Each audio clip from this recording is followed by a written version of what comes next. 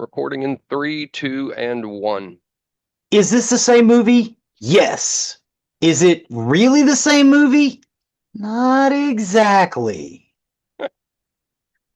Welcome to episode 223 of Nerdery Murdering.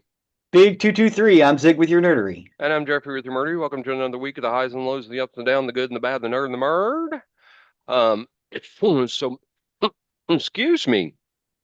Um, my wife's birthday was recently, and I had custom handmade golf head covers of our two poodles for her. I sent in pictures of our two standard poodles. We have five dogs total. The poodles are hers, the chihuahuas are mine. Um, um, but yeah, they look just like our two standard poodles, and it's so cool.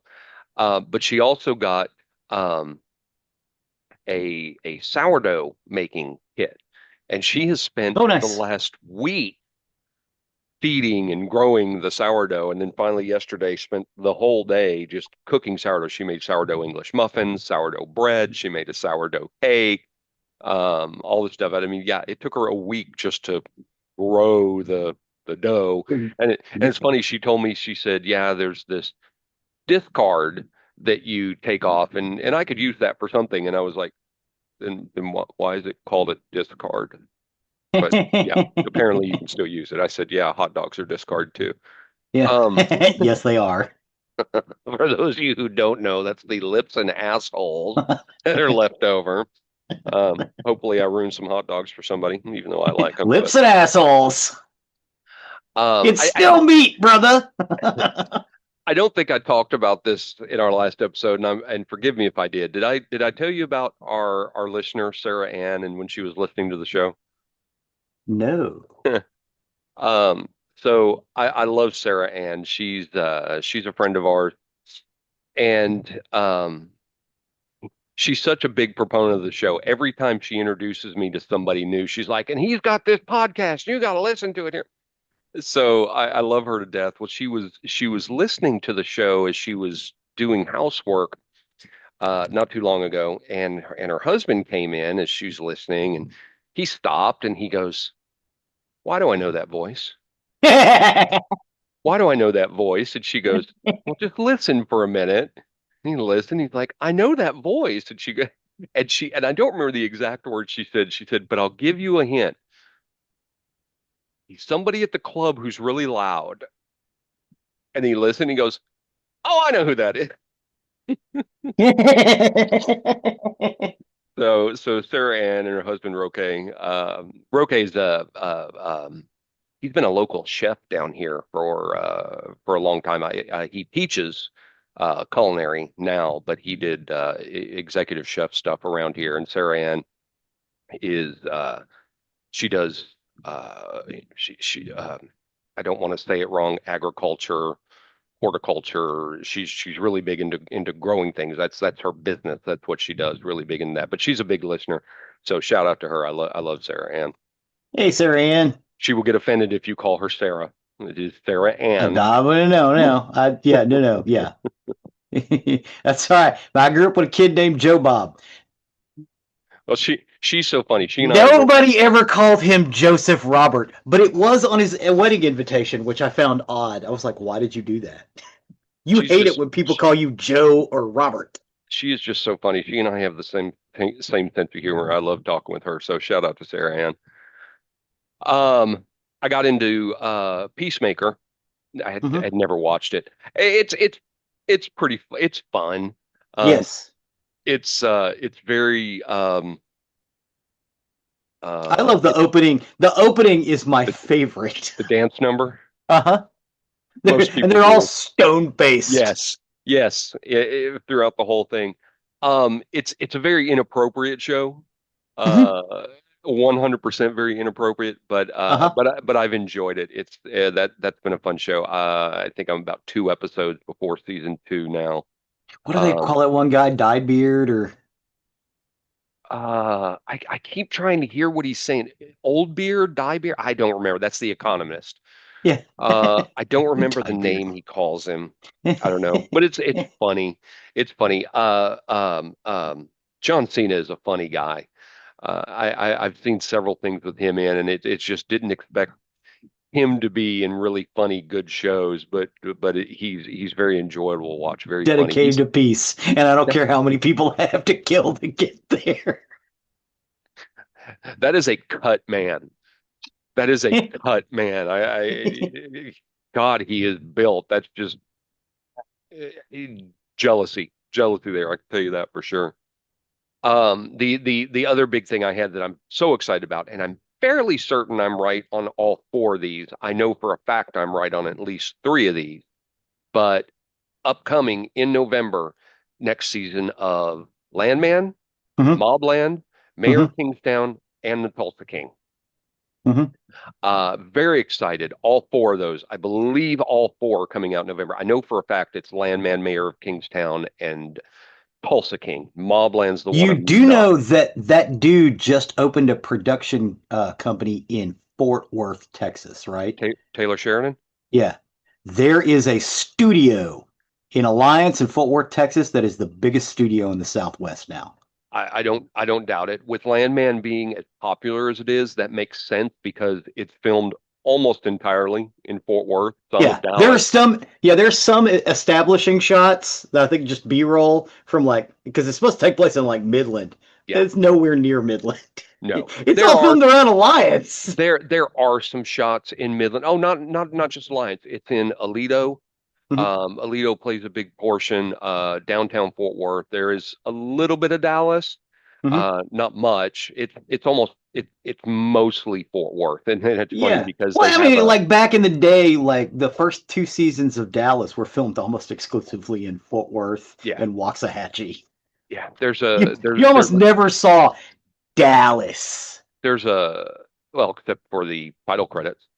Yeah, Um, but that was just established B-roll, yes, establishing shots yes.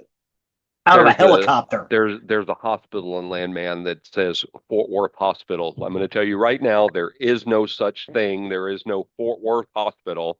Uh-huh. But they obviously didn't have permission. But What yeah, that hospital makes was sense. it? I don't remember. It's some, if I recall right, when I looked it up, it's some medical building off the Chisholm Trail, Okay. somewhere around there, if I recall correctly. Oh, like the two little mini hospitals they built back in the 90s I think off of so. yeah, Yeah, Southwest Fort Worth. yeah. Well, no, not that far south. Not like the old City View and the old Harris. It's Yeah. farther up the Chisholm Trail. Okay. Um, but yeah, I think somewhere around there. But yeah, that makes sense with Landman as big as it is for him to move the production studio from there. But Yeah. for those of you Yeah. who, Ann Richards' dream has finally been made real because she was trying so hard to get a production studio here because she's like, you got everything you need. We're hmm hmm cheaper than California. Why not come here? yeah, And everybody just she got. I think that's why she lost the election because everybody just shit on her for it. It's like, dude, do you see how much money we lost to uh, Georgia? Because all that stuff that got hmm filmed in Georgia was gonna be filmed here, yeah. and yeah, we lost it all. But uh, Um, having props to having him for building a studio in Fort Worth. That makes me so happy. Well, having not watched Yellowstone at all, which I've heard is really good, and unfortunately I can't get it right now because I believe it's all moved over to Peacock, which is weird because it's a Paramount thing, but it's over on Peacock. And I'm not picking up another streaming service. I've said that before. Um, Landman, Mobland, Mayor of Kingstown, Tulsa King, all four of those brilliant shows, absolutely wonderful shows. I highly recommend all four of those, and their next seasons are all coming out, which is just Mhm. exciting.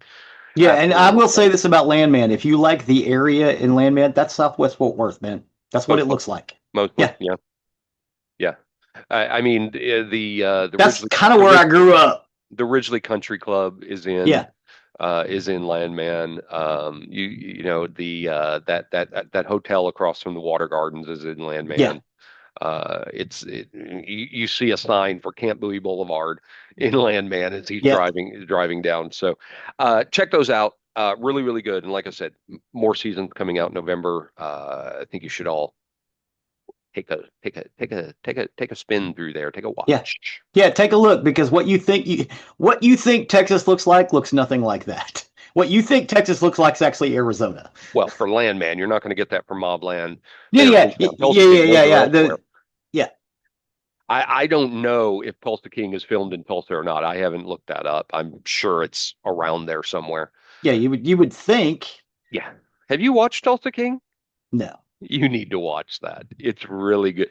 It I for people who don't think that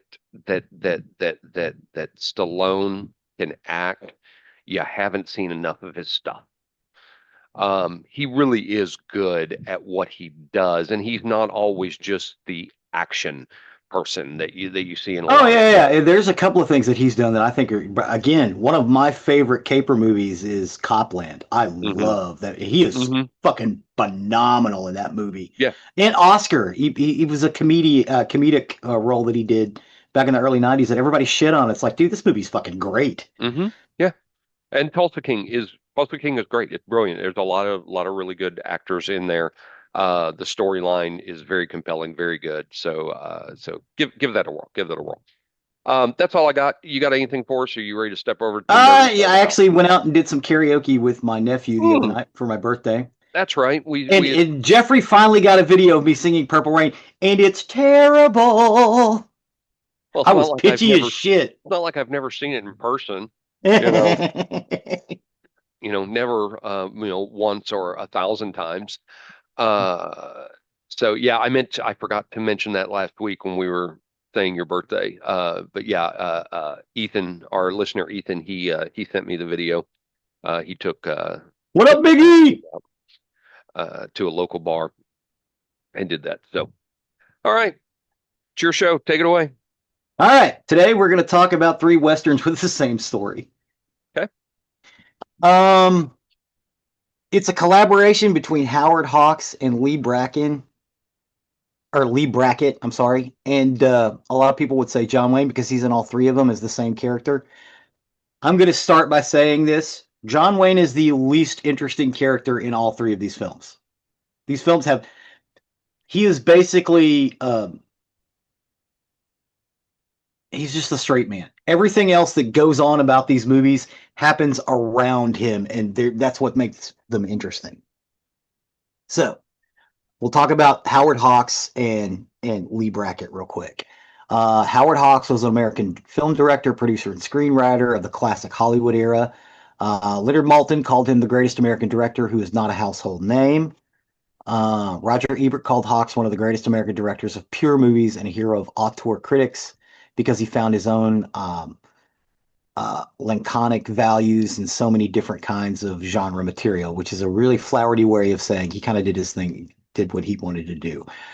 He won the Academy Award for Best Director for Sergeant York in 1941, so he goes way back. He earned an honorary Academy Award in '74. He's a versatile director. He did comedies, dramas, gangster films, science fiction, film noir, and westerns. He's most well known for westerns. His most popular films include Scarface, the original from 1932, Bringing Up Baby from '38, Only Angels Have Wings in '39, His Girl Friday in 1940, To Have and to Have Not in 1944, The Big Sleep in 1946, Red River in 1948, The Thing from Another World in 1951, or the original The Thing, Gentlemen Prefer Blondes in 1953, and Rio Bravo in 1959. His frequent portrayals of strong, tough talking female characters, why is that so hard to say, came to be defined as Hawksian women. In 1959, Hawks worked with John Wayne in Rio Bravo, also starring Dean Martin, Ricky Nelson, and Walter Brennan as four lawmen defending the fort. Okay, so the movies we're talking about are Rio Bravo, made in 1959, El Dorado, made in 1966, and Rio Lobo, made in 1970. It is the same story. It is the same story told from three different perspectives. It's all basically the same point of view, but from three different perspectives. Um, they they are both remakes of Rio Bravo. They all three star John Wayne. It was written by Lee Brackett in 1966. Um, Lee Brackett was an American author screenwriter nicknamed the Queen of Space Opera. She was one of the most prominent female writers during the golden age of science fiction. As a screenwriter, she was best known for her collaborations with director Howard Hawks, mainly writing Western and crime films. She also worked on an early draft of The Empire Strikes Back in 1980. So a lot of the really great dialogue is actually Lee Brackett. Um, but Rio Bravo is a 1959 American Western directed and produced by Howard Hawks. It stars John Wayne, Dean Martin, Angie Dickinson, Ricky Nelson, Walter Brennan, and Ward Bond. It was written by Jules Furtham and Lee Brackett, based on a short story Rio Bravo by B.H. Campbell. The film stars Wayne as a Texas sheriff who arrests the brother of a powerful local rancher for murder and then has to hold the man in jail until a U.S. Marshal can arrive. With the help of a lame old man, a drunk, and a young gunfighter, they hold off the rancher's gang. Rio Bravo was filmed on location at Old Tucson Studios outside of Tucson, Arizona. So again, they talk about Texas, but it's Arizona. Um, Just been I to Old Town Tucson quite a bit. yeah, He grew up around I was there. just gonna say that. Yeah, well, didn't grow up. I was born in Tucson and was there through sort of. I kind of moved to Texas and then back, but I was mostly in Tucson until the last half of around the Christmas time, the third grade. And we took many trips to Old Tucson. There was a steakhouse on the way out towards Old Tucson called Pinnacle Peaks. God, I can't believe I remember that. Pinnacle Peaks, and you could smell those steaks cooking for miles, Nice. miles. I mean, it was the old style grills and everything like that, and yeah, it was that whole area of Old Tucson was really cool for the Western era. There was a lot of things filmed there. Bonanza was filmed around Old Tucson and the Old Tucson studios. Old Tucson is really cool. I'm assuming Old Tucson is still up and running. Yeah, Um, they still use it. I figure know they used it in was it Deadwood? Did Deadwood use it?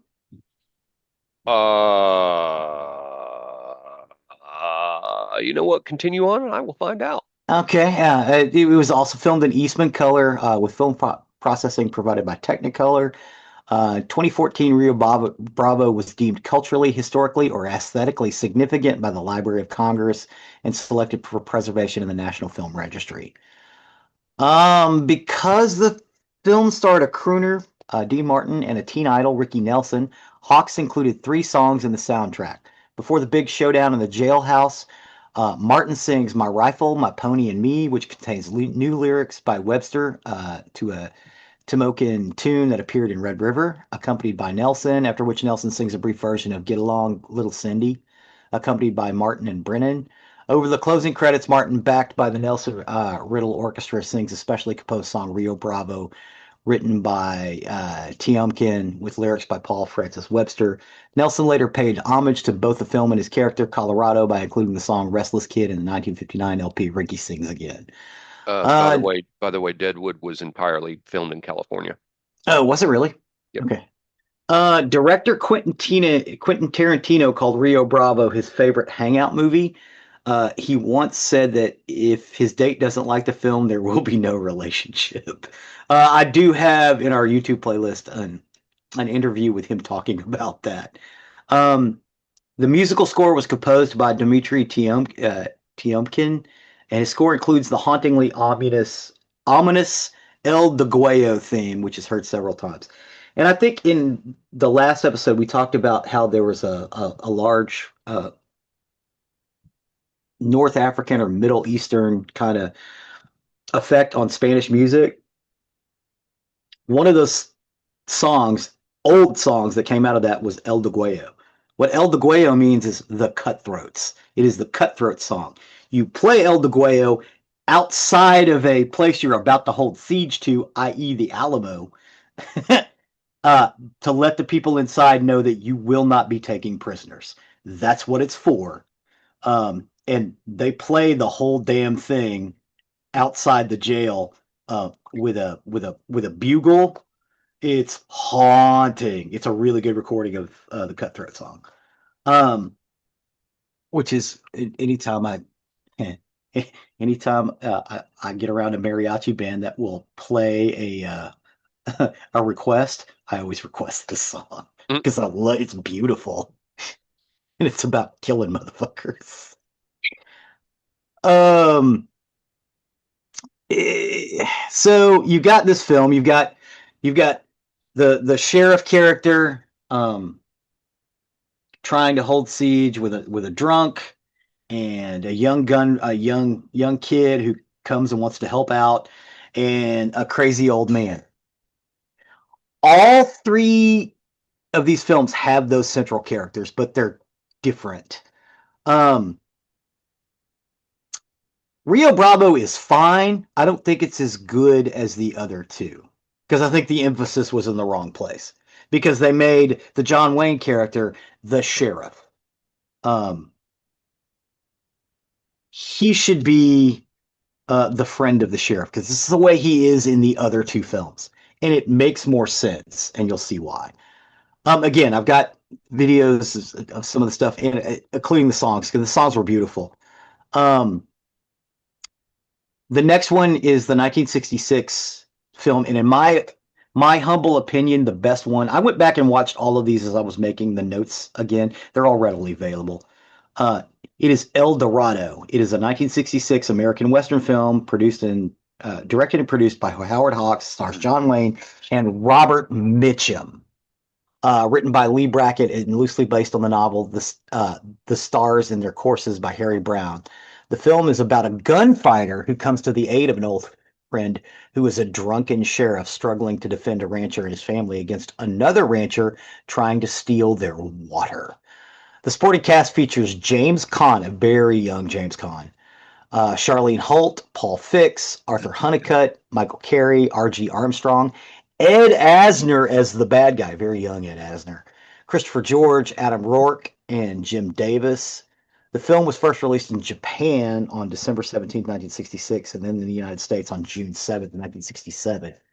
The film received critical praise and was commercially successful, generating North American rentals of 5.9 million on box office receipts of 12 million. So how the story plays out. J.P. Hara is the sheriff of a town of El Dorado and observes that his old friend, gun for hire Cole Thornton, has just arrived in response to a mysterious job offer from wealthy landowner Bart Jason, played by Ed Asner. Hera reveals to Thornton that Jason is actually trying to muscle the honest McDonald family from their land and that Thornton's job will entail taking care of J.P. Hera. J.P. Hera, played by Robert Mitchum, Cole Thornton, played by John Wayne. Thornton agrees to turn down the job and rides out to Jason's ranch to tell him so. Kevin McDonald and his family hear about Thornton's arrival and fear the worst. The youngest son, Luke, is made sentry but falls asleep at his post. As Thornton returns from his confrontation with Jason, Luke is startled awake and fires. Thornton reflexively fires back and wounds Luke in the stomach. Luke commits suicide before Thornton can stop him, believing his wound is fatal. Feeling guilty, Thornton brings the body to the farmhouse and tells Kevin what happened. The only daughter of the McDonald clan, Joey, rides off before she can hear the truth and shoots Thornton on his way back to town. Thornton survives, but the bullet is lodged up against his spine. Local medic Doc Miller cannot remove it, so Thornton departs after healing, despite the protests of local saloon owner Maudie, who has feelings for him. Over time, the bullet in his back presses against his spine, causing bouts of temporary paralysis in his right side. 6 months later, Thornton is in a saloon out of town, having avoided El Dorado. He witnesses a naive young man, Alan Berdillion Traherne, who they refer to as Mississippi. This is James Caan, confronting and killing Charlie Hagan, who killed Mississippi's foster father, Johnny Diamond, 2 years earlier. Thornton steps in to save Mississippi. Charlie's friend, Mitt and Pedro, their employer, famed gunslinger Nels McLeod, is impressed and offers Thornton a job in El Dorado. Thornton tells Nels McLeod, hey, I've already turned that job down. This is what it's about. And Nels is like, I don't care. Lee Brackett wrote the original script, which she described as the best script I had ever done in my life. It wasn't tragic, but I was one of those things where Wayne died at the end. However, she said that as production neared, the more we got into doing Rio Bravo over again, the sicker I got because I hate doing things over again. And I kept saying to Howard, I did that, and he says it was okay, and we could do it again. So instead of dying, the John Wayne character does not die. What happens is the bullet that's pressing up against the spine in a really large shootout.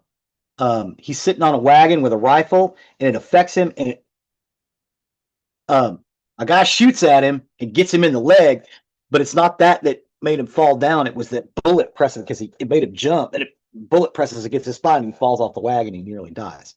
The thing is, the character of Mississippi, played by James Caan, falls for the Joey character, Joey McDonald. He is really good with knives, which is in your magnificent style westerns. You always have someone who's really good with blades, but it's not really good with guns. They basically get him a sawed-off shotgun, double barrel, that's pistol size. So it's like this big. So because he can't shoot, but he's really good with knives, he has his knives, which he throws. If he's got to clear a room, he steps up with that double-barrel shotgun and lets it fly, which in close quarters basically makes everybody dive or get messed up. And so he's that character. He is the young gunslinger character. Robert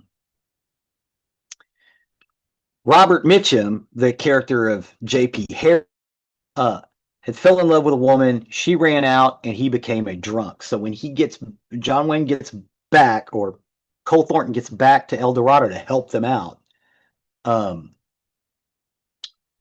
J.P. Harris is a drunk, and the whole town's laughing at him. And he has to help things out because Bart Jason steps over the line. So they go and arrest him and bring him back, and hold him until the marshal or the judge can get there.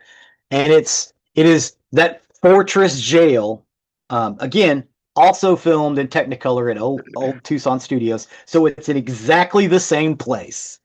They also filmed it in around Kanab, Utah. Again, it's supposed to be Texas. None of it's filmed in Texas. Harold Rosen, the cinematographer, was coaxed to come out of retirement to do this film, and it's beautiful. The vistas, the backgrounds, everything is just lovely about this film. It's, again, the same story as Rio Bravo, but turned on its side. Instead of the deputy being the drunk, the sheriff is the drunk. So it changes the emphasis on the story. And the character of Mississippi is way more interesting than the Ricky Nelson character. Also, Ricky Nelson was not as good of an actor as James Caan was. I mean, I'm not as good of an actor as James Caan is either. So that's not, I'm not begrudging Ricky Nelson. James Caan's just really fucking good. There's a reason why he's been in what he's been in. And he's such a sympathetic, kind character. And he's really smart and kind of strangely coded. Like, he has all these weird facts in his head because he grew up on a Mississippi riverboat. He's, by nature, he is a traveling person. So he's just kind of weird. And he's got this weird hat that everyone makes fun of. Well, he got it from Johnny Diamond, who was a riverboat gambler. So he wore a hat like a riverboat gambler. It's basically a top hat with these silver conchos around it, as in a band. I think it's cool. I would wear it. It's kind of similar to the hat that Slash wears, although it's a little more cut. It's cut a little more,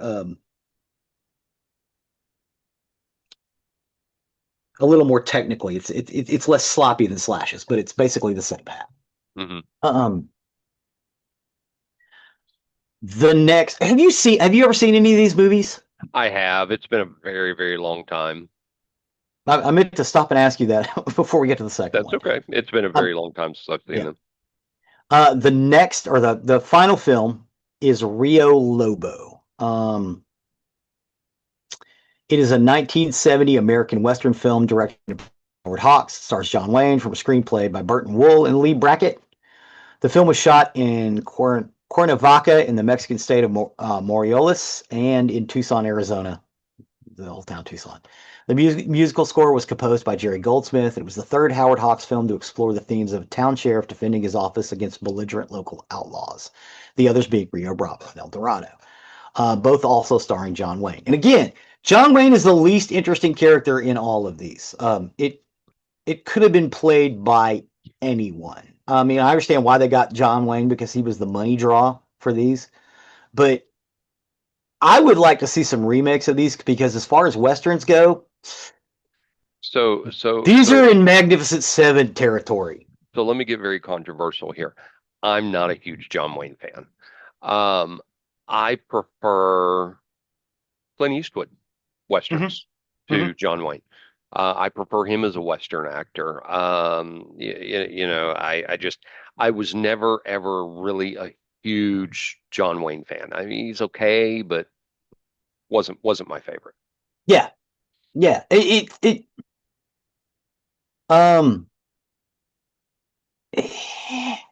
Again, everybody else in these movies is way more fascinating than the John Wayne character. He's playing the same character in all of the movies.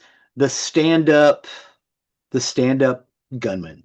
That's all he's doing. He's playing the stand up gunman, which is fine. But you could have got anybody for that. I mean, I'm not saying you could have put a broomstick with a face drawn on it. You do need to interact a little bit, but honestly, I think if you'd have put Clint Eastwood in this in all three of these films, they Yeah, probably would have been better because Clint Eastwood's just that good. Um, he's great in westerns. yeah, Great. yeah. Um, so this one is okay. So generally, westerns take place for the uninitiated between the Civil War and the death of Queen Victoria. That's when westerns take place. Hmm. So that's only like a 30-year period.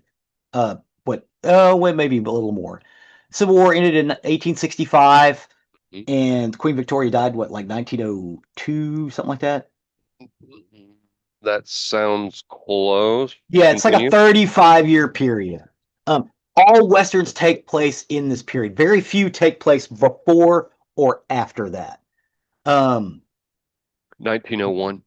1901. Okay, so there you go. Yeah, it's a 35 or 36-year period. Um, This one takes place very early on. And the reason those westerns take place in that period, it is before industrial warfare, which happened in the early 20th century, and after, because at the beginning of the Civil War, um, we didn't have bullets. We had caps and balls. You know, bullets get invented during the Civil War.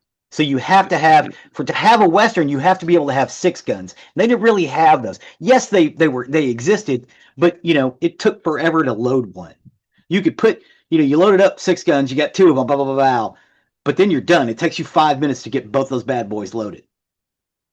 One of the main concepts of the Western is there's gunfights, and you really don't see those between in the cap and ball era, and you don't really see those after we invent things like machine guns. So this film takes place at the end of the Civil War. um uh, Actually, it's right at the end of the Civil War. There's a Civil War, I don't want to say battle, but sort of a skirmish at the beginning of the film, and that's what sets the story up. Well, uh understand for those who are not initiated to history or not very versed with history, the Civil War officially ended in 1965. There were many skirmishes that still went on for a long time because those areas, 1865. those 1865, I'm sorry, What did I say? 1965. Yeah. That's what. Well, 18 that's when we signed the Civil no no Rights no no no Voting Act. no So no no maybe you're correct. no 1865. A lot of skirmishes were and battles still were going on because places were not aware that the Civil War was over. Yeah, They didn't know that it had ended, and so I think the last battle happened in Texas, yeah, well after the actual end, because you got to realize once the Civil War was over, surrender was done. They had to send people away on a horse to the far reaches of the Civil War locations to say, "Hey, we're done. We're yeah. done. Y'all can stop fighting now." And then they had to and then they had to get confirmation. Well, this guy Yes. could just be a Yankee spy, or this How guy could just be a Southern spy. how Yeah, awful would that be? So a guy rides on horseback, just pell mell, sleeping where he can on horseback from way on the east side of the country, yeah. ride pell mell into Texas, get there and go, "Hey, the Civil War's over." No, you better go back and prove that. Are you fucking kidding me? You know, It's, man, dude, come on. I don't even know where my I live anymore. I don't even know if the people I left behind are still living. That was 3 months ago. Yeah. So anyway, so at the very end of the Civil War, a secret Union Army payroll train is raided by Confederates, led by Captain Pierre Cardona, who's a very interesting character. I love this guy, and Sergeant Tuscarora Phillips. Union Colonel Cord McNally loses his close friend, Lieutenant Ned Forsyth, in the raid, and the complexity of the Confederate scheme indicates that a Union traitor must have provided them with the details about the transport. In the ensuing pursuit, McNally's squad is spread thinner and thinner until he is left alone and captured by the Confederates. McNally tricks them by leading them to a Union camp and raises the alarm. Cordona and Tuscarora are captured but refuse to tell McNally who sold them their information. Despite this development, the three men gain a mutual respect for each other. After the war ends, McNally visits Cordona and Tuscarora as they are being released. He asks them once more about the traitors, and they are surprised that McNally does not resent them for the death of Lieutenant Forsyth. But as Cord McNally says, what you did was an act of war, and I understand that. We are no longer at war, so I am okay, you know, because I could have just as easily killed you. You could have just as easily killed me, but we fought with respect for another. What bothers me is I had three traitors in my midst that I didn't know about. So they give him the information. They didn't know their names, but they described him to them. And they all were from Texas. They all lived in a well. Cordona wasn't. Cordona was he was a Cajun. His mother was or his father was a Mexican national, and his mother was a Cajun woman.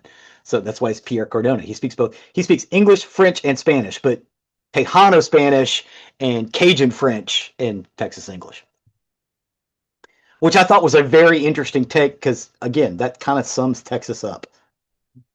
We are so pretty and our food is so good because we like to mix things up. I'm just saying. Um, they do provide him with a physical description, but they agree to contact him if they happen to run into him because again, they're all from the same area. Sometime later, McNally is contacted by his friend Sheriff Pat Cronin at Blackthorn, Texas.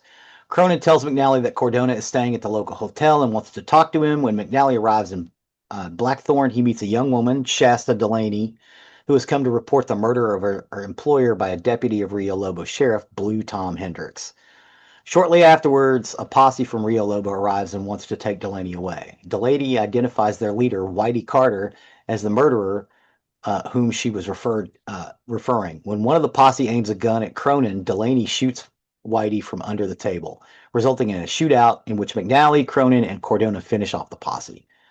Cordona identifies Whitey as one of the traitors with whom McNally was looking for.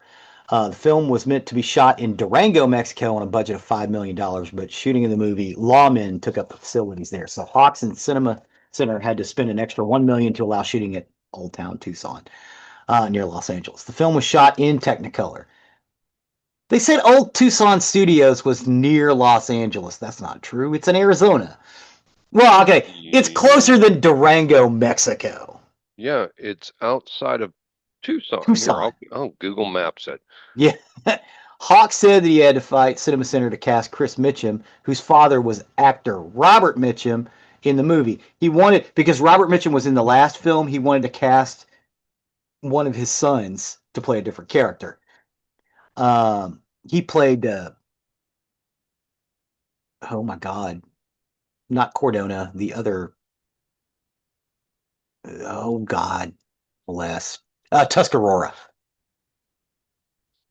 The, the Yeah, film made, old Tucson is nearer to San Diego than yeah, Los Angeles. Yes, it's just outside of Tucson. yeah. The film made 4.25 millions in retail, 20th among the highest money-making pictures of that year, but it grossed 2 million less than its $6 million budget, making it a box office bomb. Upon release, the films received mostly negative reviews. A lot of people were like, this film is not as good as El Dorado or Rio Lobo." Um, I disagree. I think this one is better than Rio Lobo, but it is not as good as El Dorado. Um, the spin of it starting at the beginning of the Civil War was really great. So it's again, it's earlier on because a lot of westerns take place in like between 1879 and 1889. Most westerns take place in that 10-year period. This one is an earlier adaptation. The other two films we talked about took place in that 10-year span, 1879 to 1889. I'm so sad. Uh, Pinnacle Peaks is no longer out towards Old Tucson. It's moved into town. has it really? That makes me Has it sad. has it moved into town or has town moved in to meet it? No, no, it's moved into town. Okay. Yeah, it's very into town. Well, hey, at least it's still there. Yeah, and I mean, it still looks like it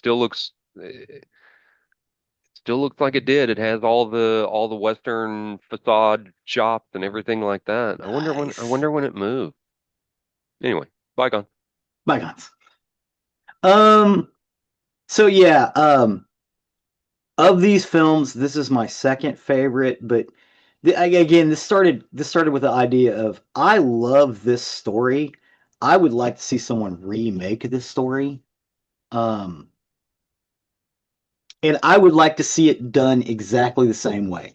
I would like to see a Rio Lobo version. I would like to see an El Dorado version, and I would like to see uh, what's the first one? I get them confused all the time. Rio Bravo. It's Rio Bravo and Rio Lobo are rivers. El Dorado is a mythical city, but they're all supposedly small Texas towns. I honestly would like to see them filmed in either West Texas or like Central Texas, which is where most of these stories are supposed to take place. Because you can still get out there and see some cool stuff. Plus, it's beautiful out there. Again, you've seen Landman. It looks like that. Only if you go down to the hill country, you get more. I don't want to say mountains. We don't really have. Well, we got mountains in the far south, but we don't really have mountains. They're more big hills. 'Cause it kind of breaks up the monotony. But yeah, I would like to see these films remade. I love all three of these movies, but again, my favorite would probably be El Dorado, just because it speaks to me a little more. But Rio Lobo being second and Rio Bravo being third. I used to own all of these on video cassettes, and I wore the El Dorado one out. Um, plus I like the language of them. I grew up watching westerns because it was my grandfather's favorite. Hmm. And we watched a lot of late night westerns. He also, we would watch a western for him, and we watch a science fiction film for me. Is generally how I. I think that was kind of our generation. I mean, granted, our parents grew up on Westerns. Yeah, Westerns was very, very prevalent in their teenage years and early adult years. And I think our generation adapted to liking and watching Westerns as well because we got it from our parents. I watched a lot of Westerns because of my mother.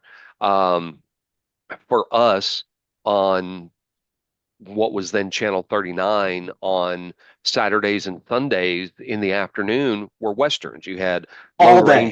Lone Ranger, um, The Rifleman, Bonanza, Big Rawhide. Valley, Rawhide, Have Gun Will Travel. You know, those were on all afternoon, and we watched them every week, every week.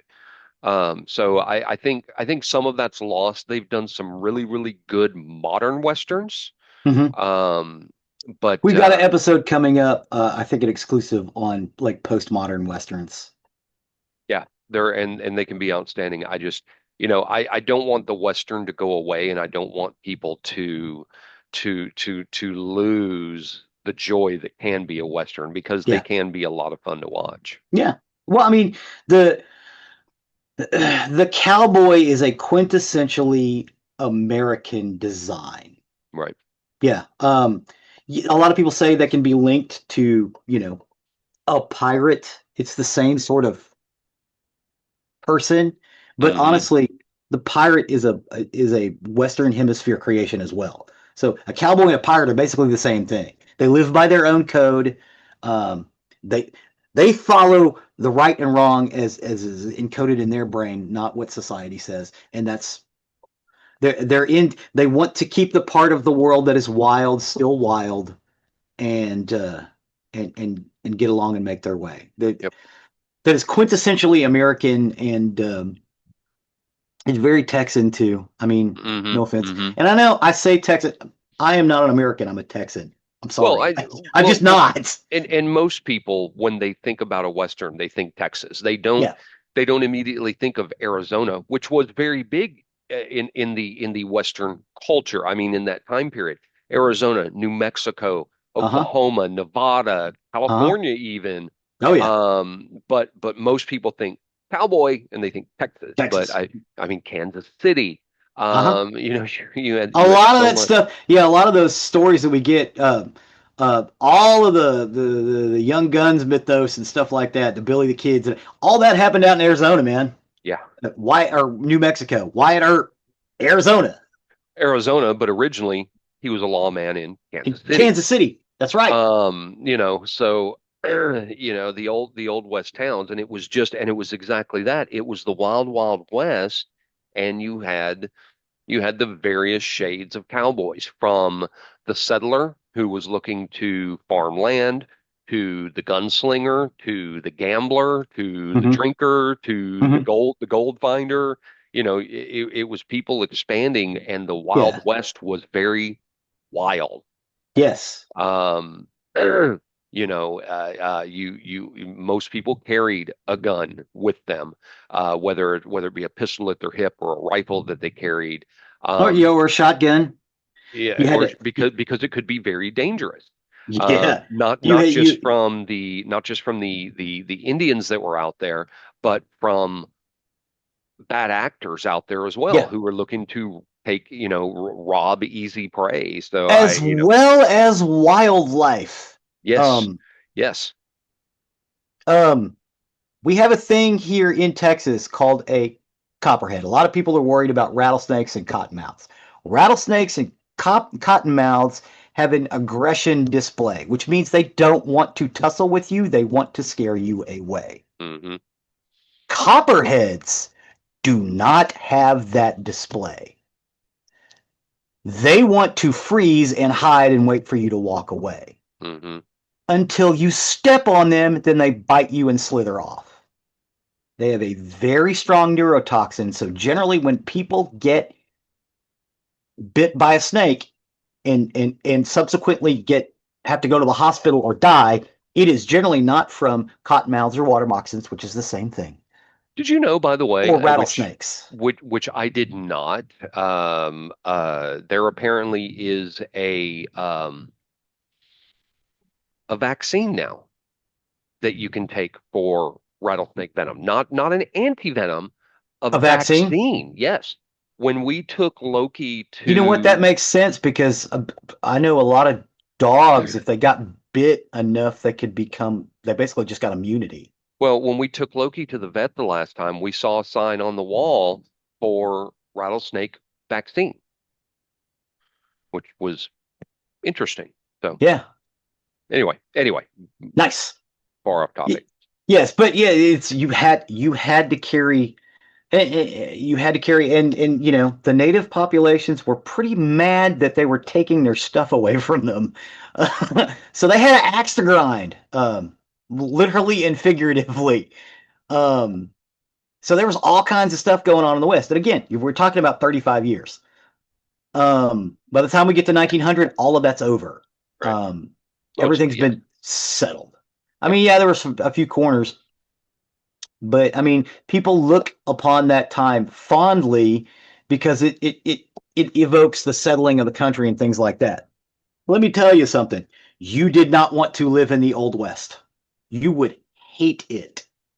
Oh, it was As a dirty. It was modern full of person, disease. yeah, Yeah. you would hate it. You got to take a bath like once every 2 months if you were lucky. Oh, yeah. I am absolutely certain that in Old West towns it just stunk. All the It just time. stunk all There the was time. they had Um, horses. Do you know what horses do all day? They uh, shit. very famous, the video game, The Oregon Trail.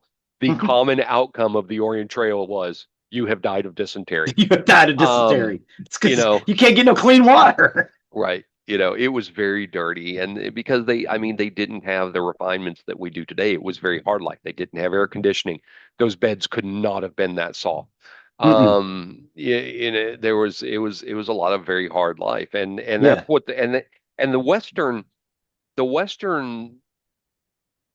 the Westerns don't actually depict that as well as they should. yeah.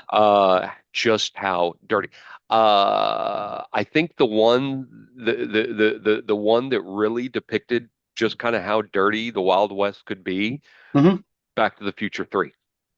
Yeah, You know, yeah. and You would be so shocked and amazed. yes, I think you would Why be does it very shocked. stink? Does it stink? I think you would be very shocked and amazed. Oh, they were just, they were used to it. You can get nose blind. So, Yeah, but yeah, anyway, definitely check out Western. Check out these three. It's been a long time since I watched them. I would definitely check them out. John Wayne is not my favorite. I would yeah, prefer a good Clint Eastwood Western, and there's many of those. Hell, go back and watch him in Rawhide. yeah, Um, I love a good Western. I love when we talk about them, and I'm looking forward to the upcoming modern day Western one. yeah. Makes of So these, and honestly, I would really like to see a remake where they basically do all three of them. yeah, yeah, awesome. Thank you for that.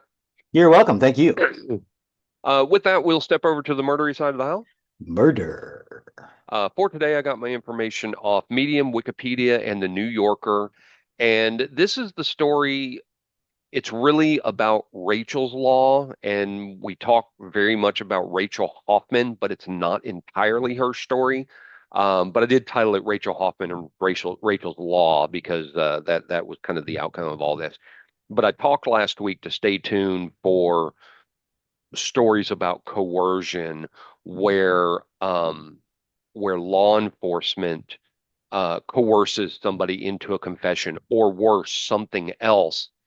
And that's what this story is about. This story is Oh really, no. yeah, this story is really kind of about three people, and we'll talk about that. Rachel Hoffman is the primary one in here, and her law came out about this. So here we go. It was 2008. Police in Florida had just arrested a 23-year-old woman named Rachel Morningstar Hoffman. She was a college graduate, and they found six ecstasy pills, 151.7 grams of marijuana, and other drug paraphernalia in her apartment. A neighbor had reported the smell of marijuana coming from Rachel's unit, which prompted a visit from the police. When officers arrived and asked whether she had any illegal substances, she admitted she did and allowed them to search the apartment. She was under drug court supervision for possession of 25 grams of cannabis discovered during a traffic stop on February 22nd, 2007. She was ordered into a substance abuse program, which required regular drug testing. And then later, after failing to report for a test, she spent 3 days in jail. So she was facing multiple charges and possible prison time. Rachel was given a deal by the Tallahassee police officer Ryan Pender. In exchange for dropping the charges and without informing the prosecutor's office, Pender asked Rachel to work as a confidential police informant. CI. Yes, or CI. Her first assignment was dangerous. She was asked to buy 1.5 ounces of cocaine, Oh 15, shit. 1,500 ecstasy pills, and a firearm from two known felons, Danelio R. Bradshaw, who was 28 years old, and Andrea Jabber Green, who was 25 years old and had been under surveillance by police. 1.8 Yeah. grams of weed is about the size of a grape. Just for and Um, six ecstasy tabs, depending on what kind of ecstasy it was, may not have even been illegal. right. But according to the New Yorker, Rachel placed the order, explaining to the dealers that she needed the drug for friends visiting from Miami and requested a small and pretty handgun. When asked why she needed a gun, she reportedly replied, I'm just a little Jewish girl. I need to be safe. I'm so sorry. Excuse me. Let me take a sip of coffee just real quick. Except There we go. That'll be better. So police outfitted Rachel with a surveillance wire and recording device hidden in her purse, along with 13,000 in cash. Rachel met with the dealers at Forest Meadow Park, a public area where children were playing and parents were socializing nearby.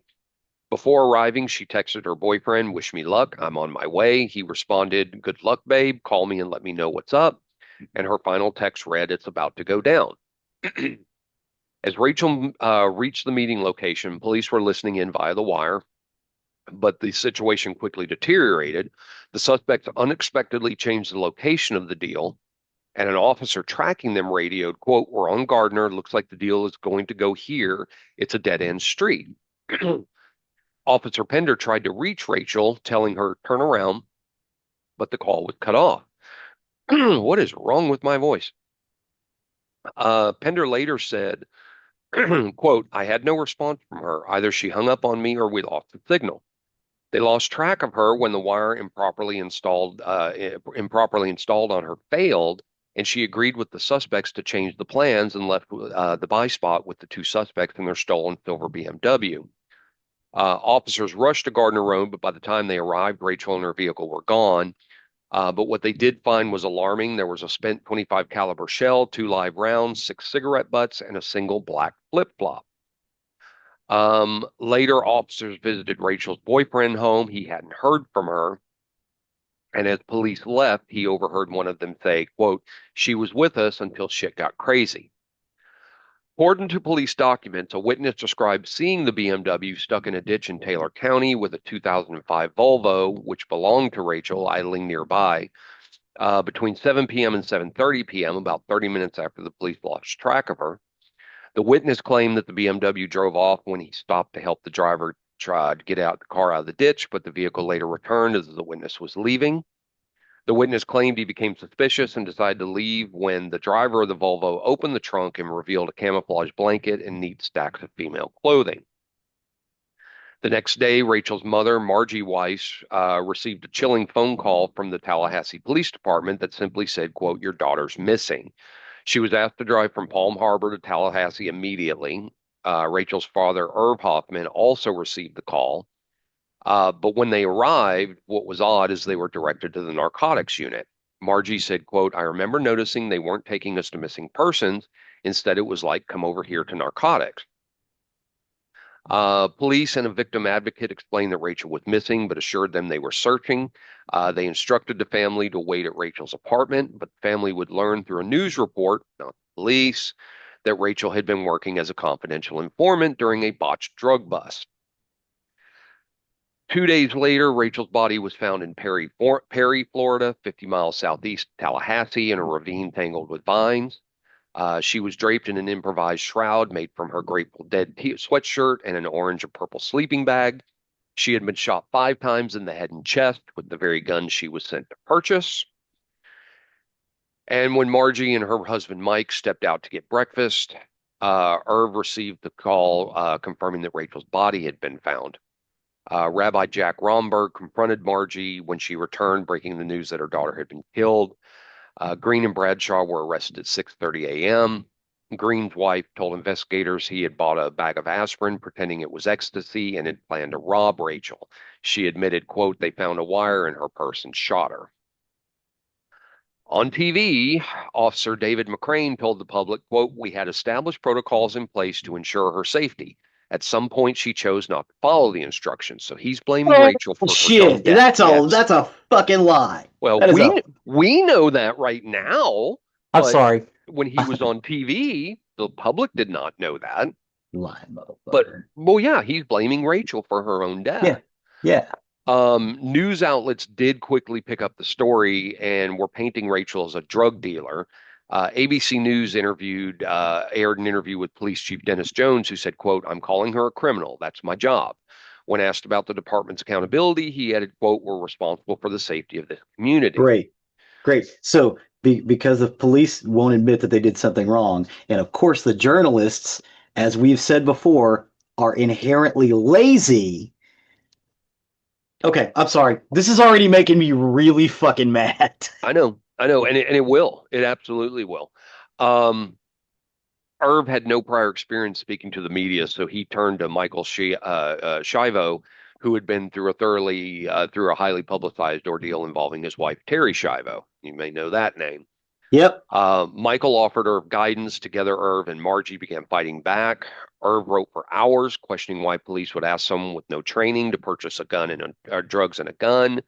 Margie began working on policy reform, and with the help of attorney Lance Block, they began drafting a bill.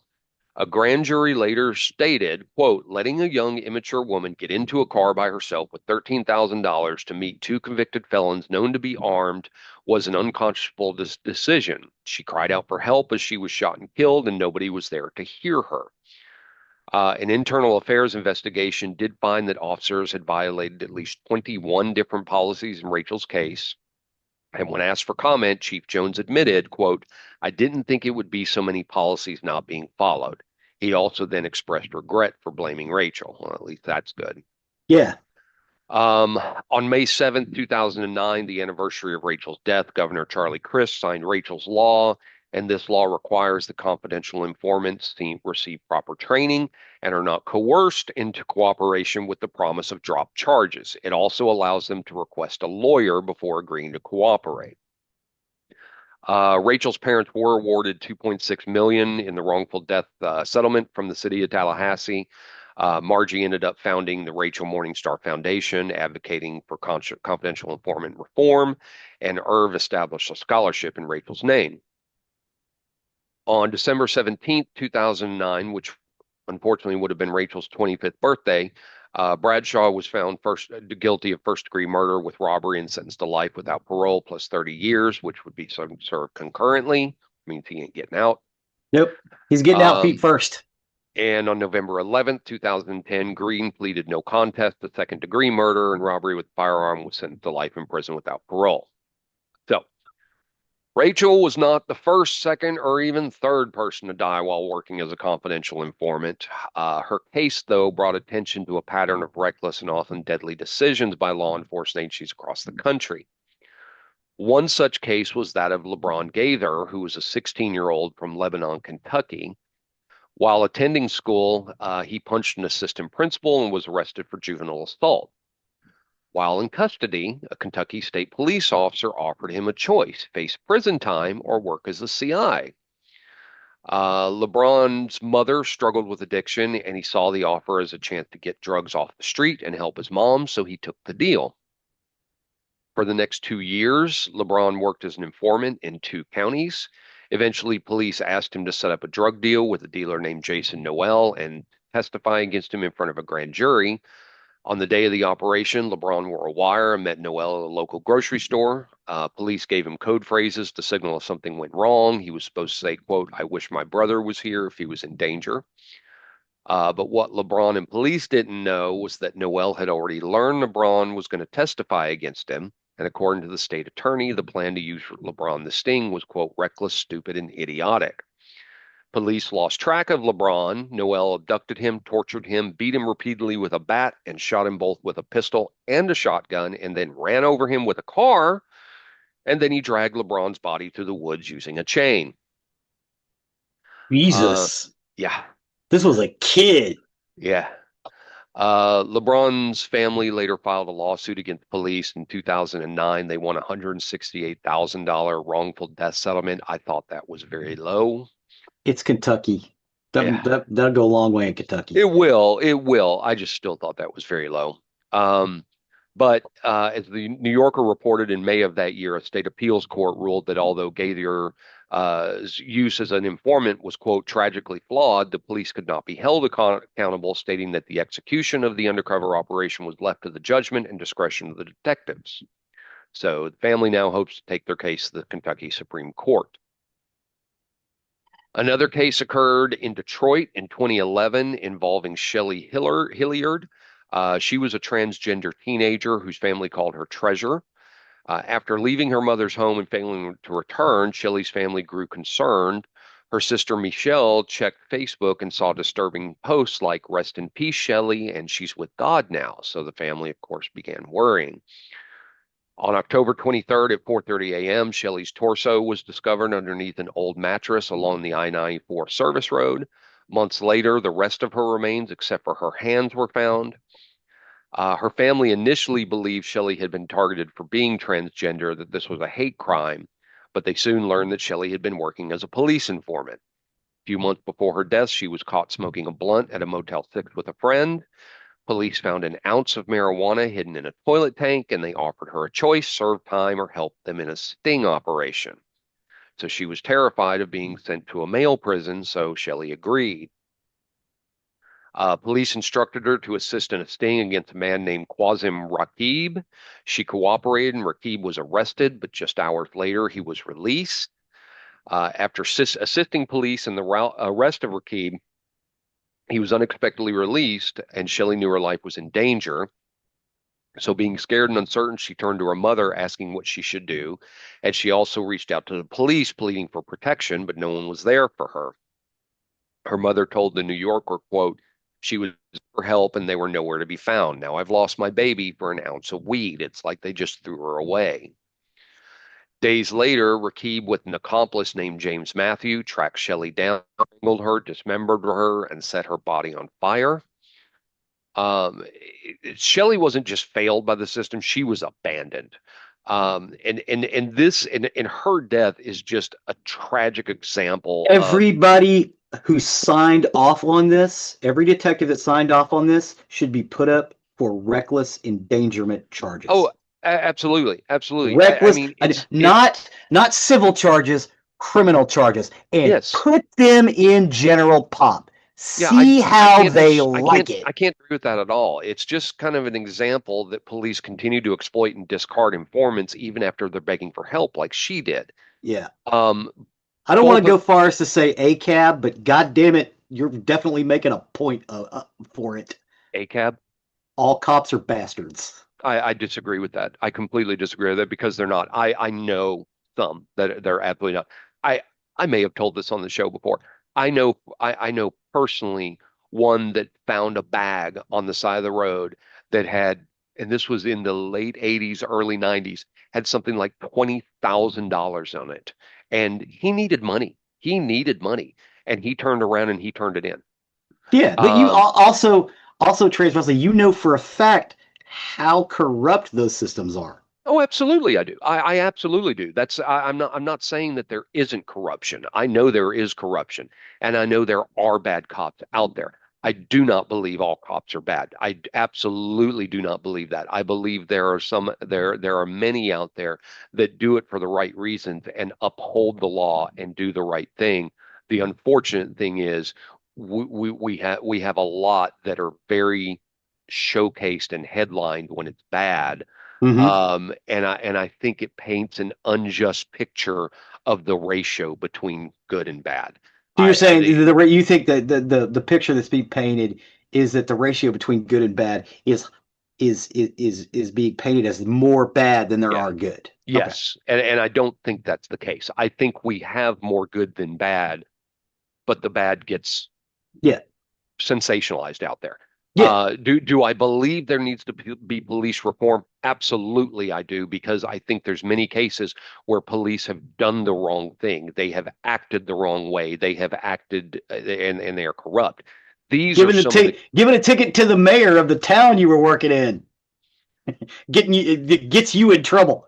That's city fucked up, dude. city councilmen, I'm sorry, city councilman. I city councilmen. apologize. It's okay.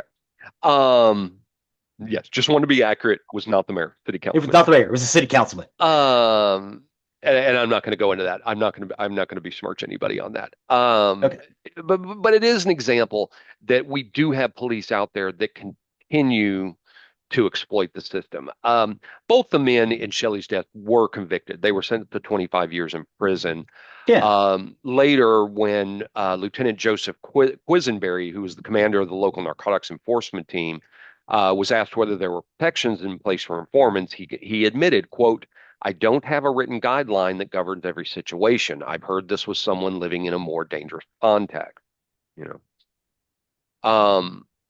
Police departments around the country have had a very troubling history of recruiting young, vulnerable individuals with no training or experience to serve as CIs under the threat of jail time. And this is where I talked about that coercion that we've got to get rid of. These informants are often promised protection, but are rarely given the tools, the resources, or the backup to stay safe.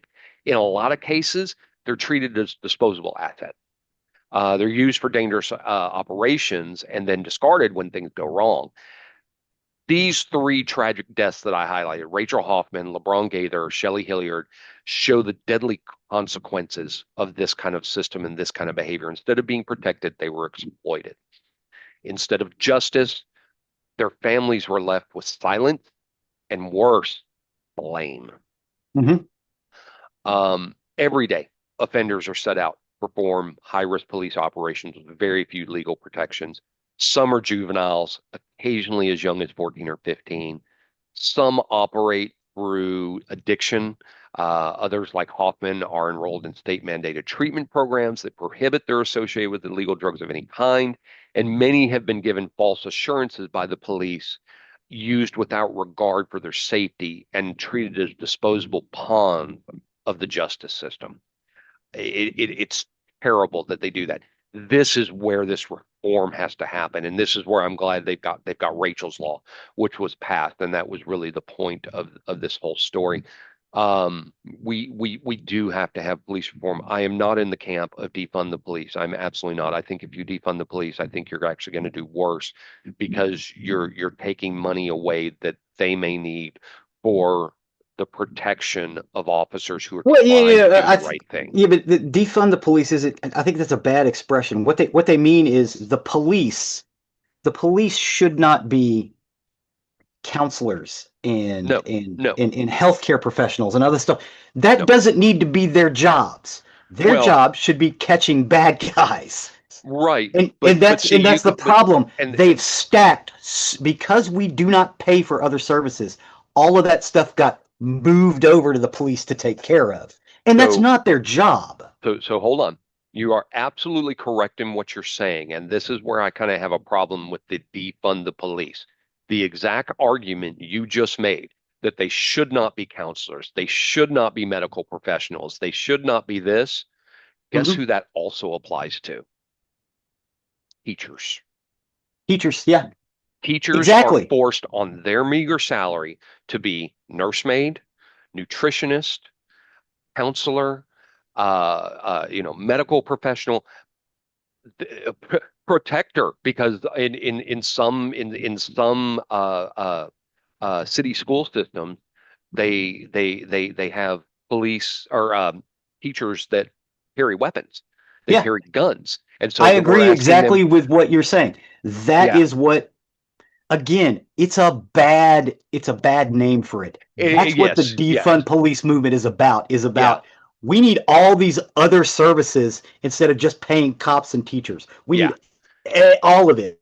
That's why Push that this sh on them. that's why that should be renamed, because the defund the Exactly. police the reason that's a problem is because that gets people like, oh, I don't know, me, that are sitting here going, that's a terrible thing that we're talking about defunding the police. If they're meaning we have to stop making all of these types of careers that honestly, okay, teachers are extremely underpaid.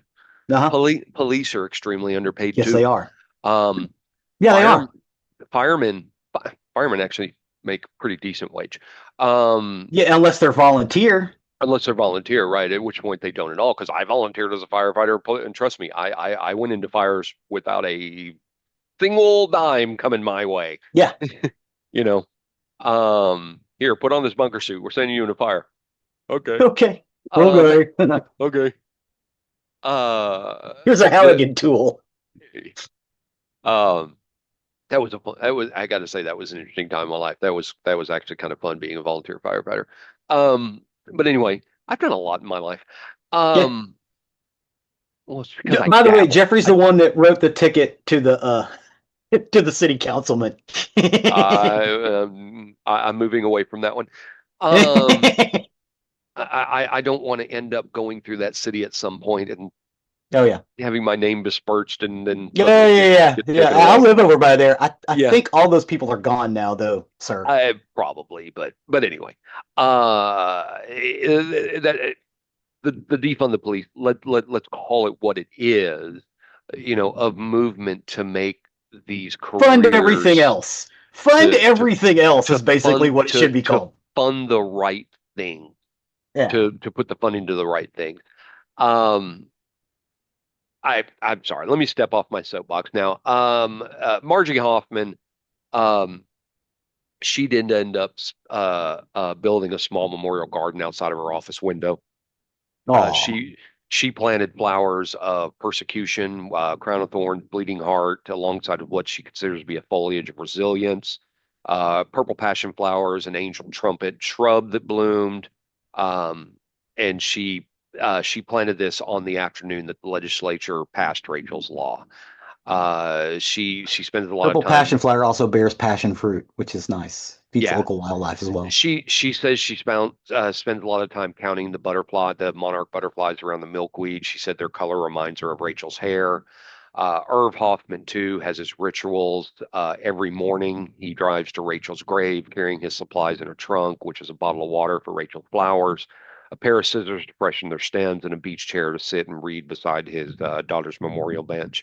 My heart reaches out to them. I can't imagine feeling that way, having that feeling of losing my own child Yeah. due to a terrible For injustice. for getting busted for something that is no longer illegal to possess Yeah, where she lived. it's No awful. longer illegal where she lived. Yeah. So like I said last week, I wanted to talk more about coercion and police doing the wrong thing. They might have had the right idea in mind, at least to the end game, but it was very poorly handled, planned, and executed. You don't coerce these people into it, and there should be proper training if they're going to do that, and proper protections in place. You've got to Oh be yeah. able to save people like that. Yeah. So sorry, I got on a soapbox. I occasionally will do that from time to time, and I did here as well. I'm very sorry, but I thought it was very important to tell the story of Rachel Hoffman Yeah, and Rachel's quit. Law. Yeah, quit fucking these people over because you Yeah, have something on them. That's yeah. just not right. That's a power struggle already. Just Absolutely, absolutely. So, thank you, listeners, for allowing me once again to get on my soapbox. I know I get on this from time to time, but that is my story for this week, the story of Rachel Hoffman and Rachel's Law. thank you, sir. That was really fascinating. Not a problem. I appreciate that. That will take us to the end of another recording week. As always, you can find more about us on nerdyremerdy.com, our website, our hub for everything about us. You'll find links, you'll find pictures, and you will also find the link to our YouTube page, which Zig so often updates. Yeah, check it out. You've actually got the Tarantino interview where he talks about Rio Bravo. Plus, I've got scenes from all of the movies, and you get to see everybody just kind of doing their thing in these westerns. Plus, they're Outstanding. all beautiful Technicolor, super saturated colors. It's beautiful. Outstanding. Appreciate all your work on that. Thank you, sir.